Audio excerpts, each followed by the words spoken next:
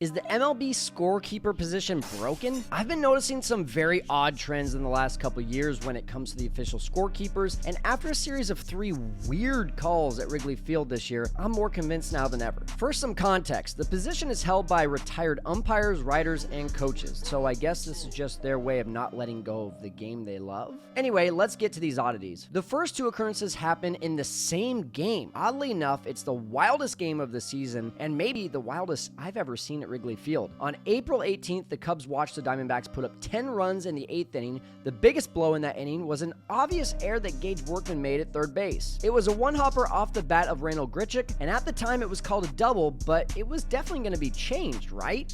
Nope, it wasn't changed by the scorekeeper or the MLB. So, sorry, but not even my mom would call this a hit. Senior citizens, although slow, can still serve a purpose. Later in the game, Ethan Roberts came in to pitch for the Cubs. He did not do well, but the Cubs grabbed a lead right after he ended the 8th inning. And after Ryan Presley locked down the lead in the 9th, that means Roberts should have gotten the win, right? Nope, the scorekeeper decided, as the rule states, the win can be awarded to the relief pitcher who is deemed the most effective by the official scorer. So in this case, the official scorer gave Ryan Presley the win instead of Ethan Roberts, which in the grand scheme of things is not a big deal, but it's just kind of weird and it's just something I've never seen before. And lastly, let me direct your attention back to the former Cub Gage Tater Workman. The third baseman had a ball hit to him off the end of the bat of Shohei Ohtani to start the game on Tuesday, April 22nd. The ball definitely had some strange side spin on it. Gage was unable to glove it and it was correctly given an error. Later in the inning, Tommy Edman hit a 3-run homer with 2 outs, so all those runs were marked as unearned to Shota Imanaga. A few days later, the same play was changed to a hit. This obviously drastically changed Shota Imanaga's ERA from the low 2s to a 3.18. So why is this all happening?